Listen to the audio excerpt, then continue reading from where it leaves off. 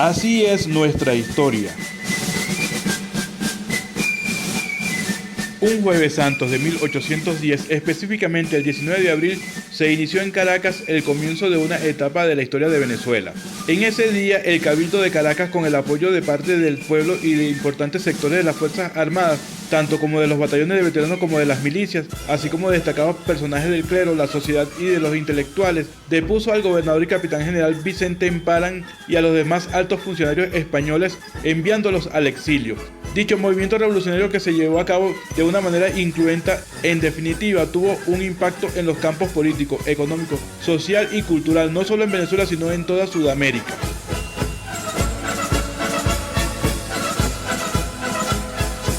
Entre los antecedentes más cercanos del 19 de abril se halla la conspiración de Gual y España en 1797, la expedición libertadora de Francisco de Miranda en 1806 y la conspiración de los mantuanos en 1808. En relación al movimiento llevado a cabo en Caracas y La Guaira por parte de Gual y España, en el mismo participaron los individuos de todos los sectores sociales excepto los mantuanos, tratándose en términos generales de un proyecto revolucionario igualitario, republicano y democrático, con proyección hacia el resto del continente.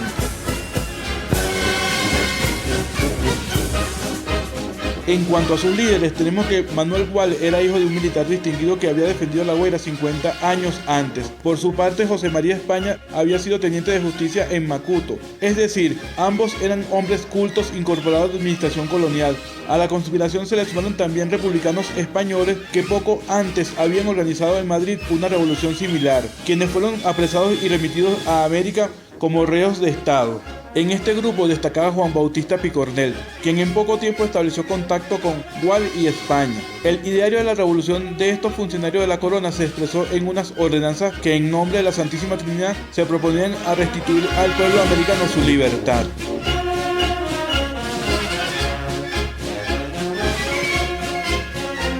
Entre los puntos fundamentales de este programa figuraban la instauración en los departamentos de Venezuela de un gobierno y la proclamación de los derechos del hombre, igualdad, fraternidad, libertad y propiedad, lo que contribuía a la eliminación de las clases sociales por parte de la República. Asimismo, dicho movimiento pretendía extender la revolución a otras regiones de América. Otro documento importante de la revolución de Gual y España fue el folleto de los derechos del hombre, que fue impreso en la isla de Guadalupe. No obstante, la conspiración se descubrió antes de que llegase a estallar. Los revolucionarios españoles llegaron a huir y se refugiaron en las Antillas. Manuel Gual fue a Trinidad, donde murió. Se cree que fue envenenado en 1800. José María España, quien había huido y regresado, fue apresado y ejecutado en la Plaza Mayor de Caracas en 1799. Aunque la conspiración en definitiva fue bañada en sangre, conmovió la tranquilidad y la sociedad colonial y generó una honda preocupación en los mantuanos caraqueños, quienes vieron amenazada su posición preeminente en la sociedad. En 1806, la tranquilidad de la vida colonial venezolana se vio una vez más sacudida cuando Francisco de Miranda emprendió una expedición libertadora de Venezuela desde Nueva York. Disponía de 3 barcos, la mayoría de los tripulantes oficiales y soldados eran norteamericanos. Miranda intentó desembarcar en Ocumare de la Costa, pero varios buques españoles se lo impidieron. Refugiándose en Trinidad, meses después intentó un nuevo desembarco en Coro. Pese a que en esta ocasión logró poner pie en tierra, la población huyó, por lo que Miranda tuvo que desistir de sus planes. Sin embargo, a bordo del buque Leander traía una imprenta con la cual imprimió proclamas que incitaban a los venezolanos a combatir por su libertad e independencia. También difundió la célebre carta a los españoles americanos del jesuita peruano Juan Pablo Vizcardo, en la que se animaba a los americanos a defender sus derechos y a sus sucesores. Al fracasar su expedición, Miranda se trasladó a Trinidad y posteriormente a Inglaterra, donde prosiguió promoviendo la independencia de Venezuela y de América Latina.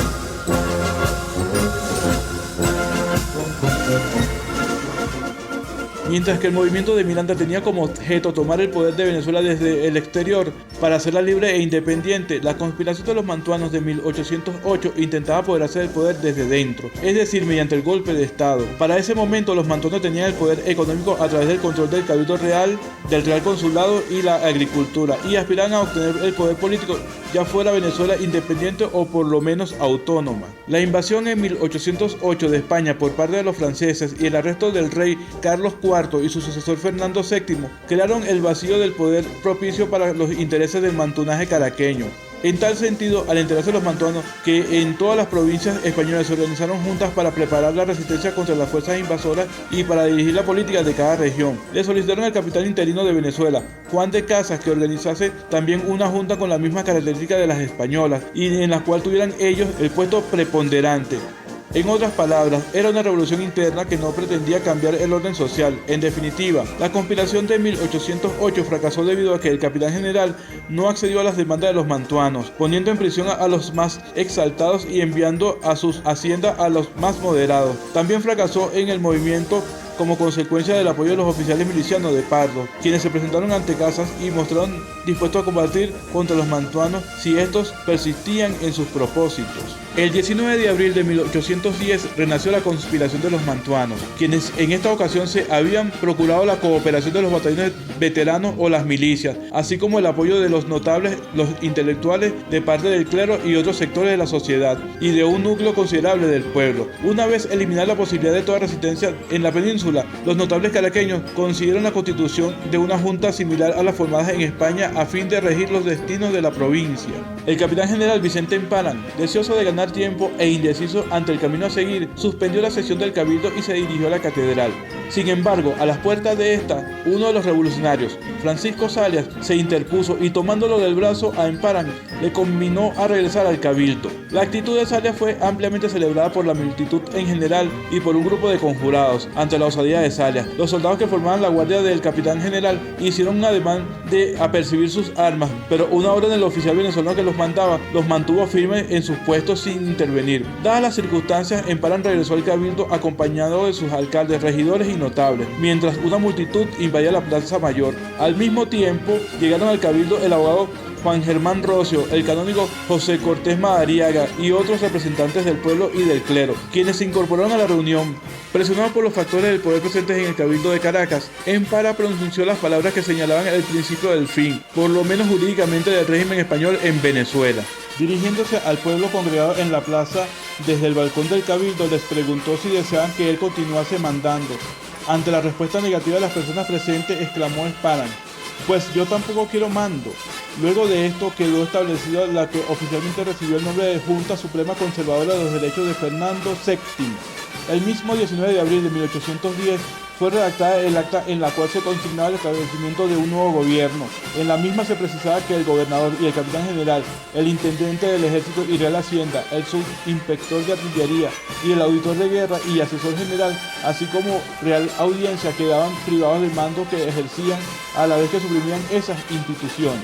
En consecuencia, el Cabildo de Caracas, con sus dos alcaldes, José de Llamosas y Martín Tobar y Ponte a la cabeza, asumió el poder incorporando en su seno a los representantes del clero, del pueblo y de los pardos ya mencionados, mientras que el mando militar era confiado momentáneamente al teniente coronel Nicolás de Castro y al capitán Juan Pablo Ayala.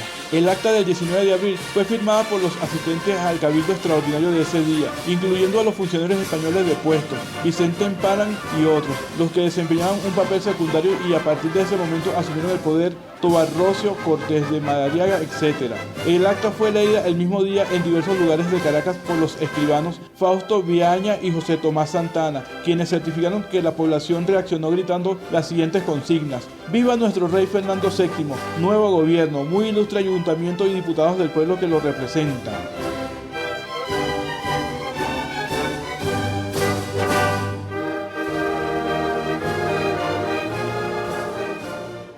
En definitiva, la revolución se llevó a cabo sin derramamiento de sangre. Los funcionarios depuestos fueron conducidos luego a La Guaira y encerrados en la fortaleza o confinados a bordo de sus buques anclados hasta que se les expulsó.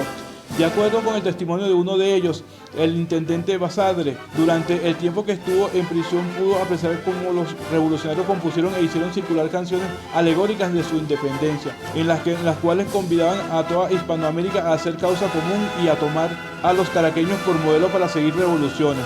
Al parecer ya entonaban la canción que mucho más tarde fue declarada himno nacional de Venezuela: "Unida por lazos que el cielo forjó, la América toda existe en nación, y si el despotismo levanta la voz, seguid el ejemplo que Caracas dio". En conclusión, el 19 de abril de 1810 no fue declarada jurídicamente la independencia de Venezuela.